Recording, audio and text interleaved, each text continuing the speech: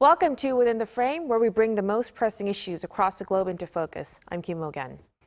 Bitcoin is cooling just below 160 million won, but Ethereum is on a tear, jumping more than 25% in just a week. Behind that surge, record ETF inflows and a historic moment in Washington as President Trump signs the Genius Act, giving crypto its first real regulatory framework. Meanwhile, gold, the classic safe haven, is losing steam. China's clampdown on retail demand and shifting investor flows are holding prices back even as global volatility picks up. And now the countdown is on. A new round of U.S. reciprocal tariffs is set to take effect on August 1st.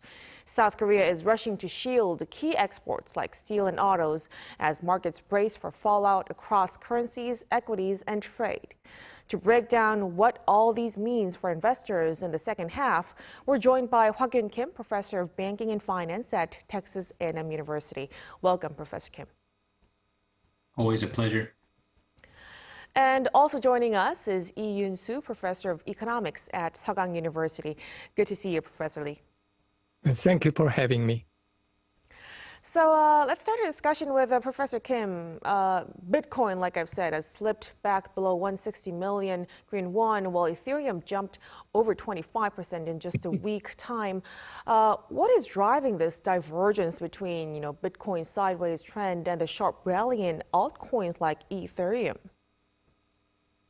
So if we look back, like the history of this Bitcoin and Ether, for instance, since about 5 years ago, the Ether was about 8 to 10% of the Bitcoin value, and it was rather stable. But then afterwards, for various reasons, the value of Ether and altcoins actually started going down.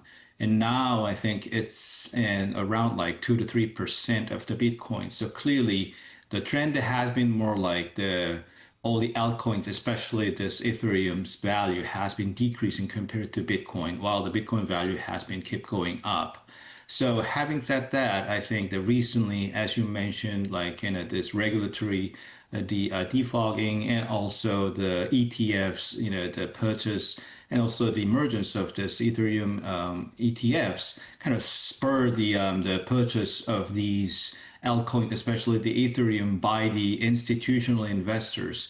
So these big demand power increased the price, and kind of putting together as the trend has been going down in terms of the value of the altcoins, many of the short sellers actually bet on just the downward pressure of these altcoins. But then as the purchase demand increased sharply, the short squeeze actually occurred in July, and that's actually why we see all of a sudden this big divergence from the existing the relation between the Bitcoin value and Ethereum value. So I think that's kind of the combination of the factors. Right, and that divergence is definitely catching a lot of attention lately. Now, staying on this topic, the recent passage of this so-called Genius Act and crypto-related bills in Washington has cleared up some regulatory fog. Professor Lee, how do you think this legislative clarity is shaping investor risk appetite heading to the second half? Yeah, I think the recent passage of the Genius Act and related crypto bills in the US is a major turning point. For a long time, regulatory uncertainty has held back broader investment in crypto. Investors didn't know which tokens might be labeled as securities, how exchange would be treated, or whether new rules would be hostile to innovation. That uncertainty added risk and limited participation, especially among institutors. Now, with this legislation, we are starting to see a shift in risk appetite. Obviously, it doesn't answer every question, but it sends a strong message. I think US policymakers are moving toward a framework that accepts crypto as part of the financial system. JP Morgan is accepting crypto as a collateral, for example. That makes a big difference. Institutional investors who were cautious before now feel more confident allocating capital, especially into assets with clear use cases like Ethereum. We are already seeing signs of that. Ethereum is seeing strong inflows partly because of this improved regulatory backdrop and partly because of spot ETF approvals. When the rules of the games are clearer, capital starts to flow more freely. Right. So with a lot of regulations and firms accepting crypto, it definitely has become a game changer lately. Now, let's look at institutional flows. U.S. listed Bitcoin and Ethereum ETFs saw over 14 billion US dollars in net inflows just in the second quarter. Professor Kim, does this signal a lasting structural shift in digital asset demand? And how critical is this ETF activity as a price driver right now? Whether this is going to be a permanent shift, but clearly it's a very significant and lasting shift, as you mentioned. And I think it is critical in that institutional adoption definitely enables pensions, asset managers, and global private wealth, and some other, basically the small to medium scale, the institutions to enter crypto markets within this more regulated the framework.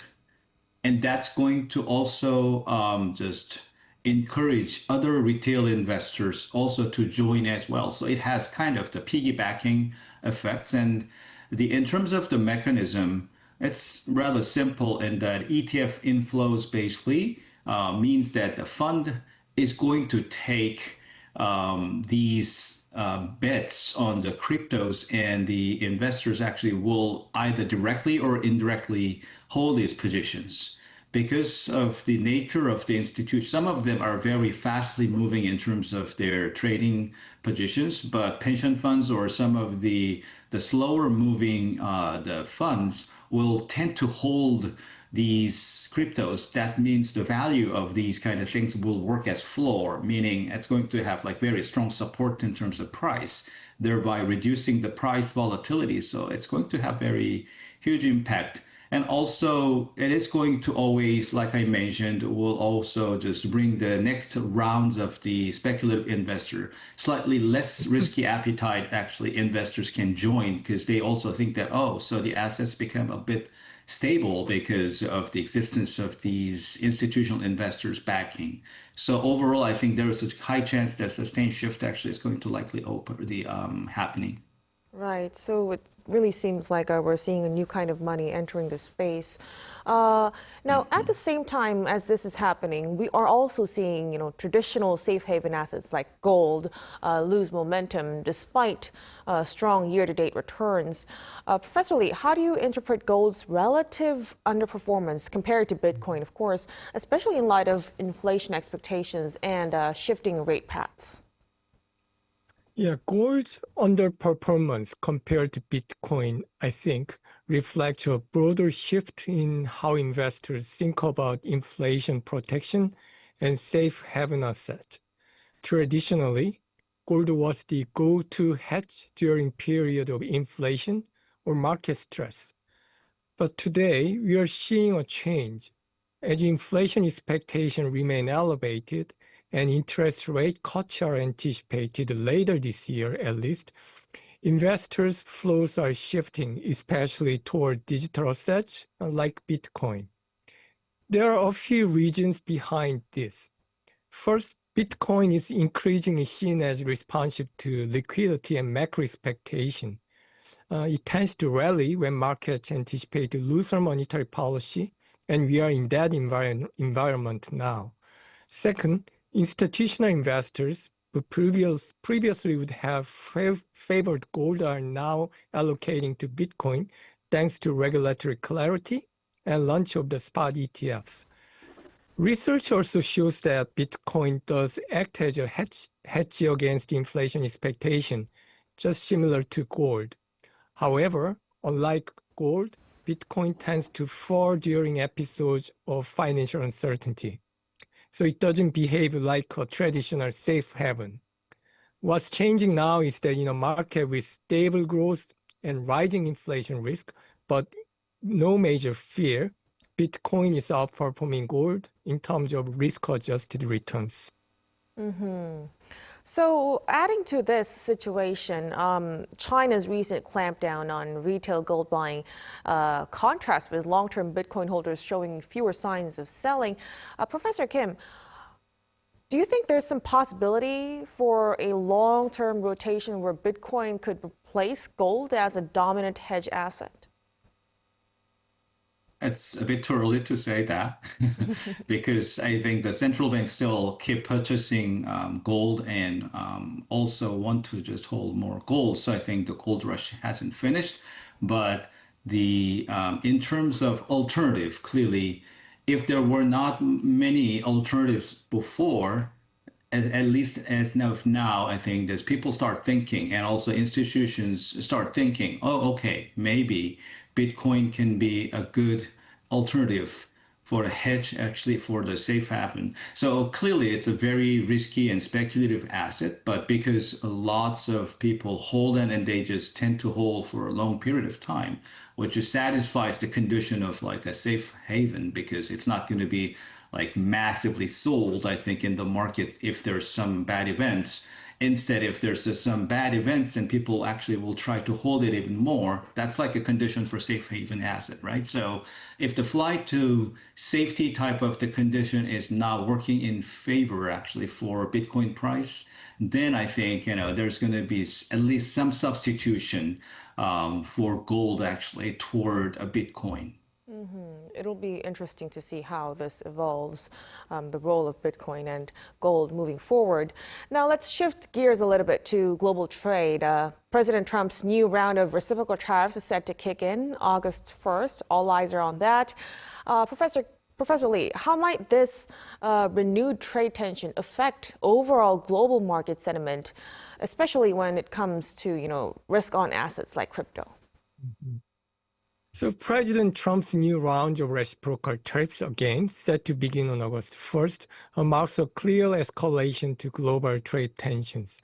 With tariffs of as high as 50% on imports from countries like South Korea, Japan, and parts of Europe, this is a major shift toward more protectionist policy.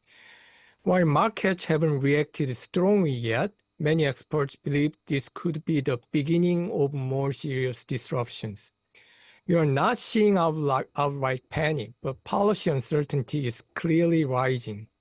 And that kind of uncertainty has very specific effects on financial markets. For traditional risk-on assets like crypto, the initial reaction is usually negative, but investors tend to pull back when headlines are unpredictable. And we've seen Bitcoin and altcoins for 10% or more on similar news this year. But this is where the current environment is a bit different from past periods of fear-driven market stress. What we are seeing now is uncertainty without financial panic.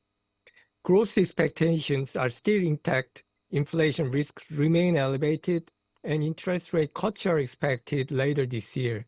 In that context, many investors are now trading Bitcoin less like a pure risk asset and more like a macro hedge, especially against policy missteps, inflation surprise, or dollar volatility. Unlike gold, which thrives in fear-driven episodes, Bitcoin benefits more when markets are uncertain but not collapsing. So when there's a room for speculation, hedging, and long-term positioning. Thanks. Right. So it still sees some kind of risk, though it's recognized by many. Now, let's stay on the same topic on trade. So with U.S. trade tariffs looming and high-stakes negotiations are still underway, what are Korean markets, what are Korean financial markets, especially equities and export-reliant sectors, positioning themselves ahead of this hard deadline, Professor Kim? So Korean financial markets are showing a little bit of like a defensive setback a little bit, but I think definitely not panicked. And in terms of like the KOSPI and also the export heavy indices dipped initially, but looks like it's been stabilized and still showing the optimism, I guess, according to the current value. I just look at the index value, and it seems to be stable there, slightly going down. And I think regardless of the tariffs, I think if, it's going to have negative impacts, but if the firms will be able to still export, then I think, it is going to be a matter of like how like margins of the profits, like profit margins decrease, as long as the period wise, it's not going to just have like a huge permanent impact, but rather it's going to have like, slight just a dip, then I think if the discount rate goes down enough, then stock price can go up still. So the optimism matters in that regard. So I think the investors view that there will be a good sort of like, the negotiation still, and also though the amount of the exports going to go down, but that's not going to have huge impacts on the cash flows down the road in the future. That's probably why the stock price is still maintained. And in terms of like this negotiation mood, I think it's going to definitely depend on how things will change for the next few days. So we may see some wild swing depending on the outcome of the negotiations, but we have to see. And as long as it's not too bad and it's not too terrible compared to the expectation, I think the stock price is going to hold fine, I think. Mm-hmm. So as for impact, let's also listen to Professor Lee's opinion. Korea is also entering last-ditch talks with the U.S. to avoid 25 to 30% tariff hike on key exports. So if those talks break down, unfortunately, then what kind of second-order effects could we expect on investor behavior and macro trends in third quarter? So, as Professor Kim mentioned, if the Korea-US talks break down and the US impose like 25 to 30% tariffs on Korean autos and steel in particular, we could see a sharp swing and immediate reaction from financial markets. We also expect that the Korean won may weaken as investors hedge against declining export revenue and investors from foreign markets sell the Korean market. Because of the external risk is increasing in Korea. That could trigger capital outflows and rotations toward more defensive sectors like IT, pharmaceutical, or domestic consumption stocks. But most importantly, from a macro perspective, this would be a serious blow. Autos and steel make up a large share of Korea's US-bound exports. And new tariffs could erase trillions of won in annual export value. That would likely lead to production cuts, job losses, and downward pressure on GDP growth, possibly pulling annual growth well below 1% in a worst-case scenario, further down than the expectation. On the policy side, we'd likely see fiscal stimulus, targeted support from impacted industry, and greater urgency around diversifying export markets. But longer term, Korean firms may accelerate US-based investment to avoid future trade friction. Mm-hmm. So it's definitely going to deal a big blow to Korean steel and automakers, and we'll have to keep close eyes on the next couple of days. Now, finally, before we wrap up, Professor Kim, with the Fed entering its blackout period and markets split on whether a rate cut is imminent or not, in your view, which asset, gold or Bitcoin, looks better positioned if we do see some liquidity expanding in the months ahead? The interest rate is probably not going to be lower in this July meeting, although there are higher chance in September and October. So if that happens, I think clearly the Bitcoin has probably a little more benefit out of that, because as inflation goes down, that means inflation worry is relatively less, the imminent. So that means the gold as like a good hedge actually against inflation. That benefit is decreasing a little bit, and that means probably just investors want to actually shift toward more the risky assets, and also the lower interest rate always help the finance their this leverage buying positions, especially for somewhat risky and appetite actually the high appetite investors. So overall, I think it is going to be a little more beneficial toward the Bitcoin if interest rate actually is likely to go down soon. All right. Thank you for your insights, Professor. So we'll have to wrap our discussion here at this point tonight. Again, we appreciate our insights for Professor Kim. Thank you so much. And of course, Professor Lee as well. We appreciate your time and insights tonight. Thank you very much. And that'll be all from us on Within the Frame. Be sure to tune in again next time as we continue to explore the stories that matter. Till then, stay informed and engaged.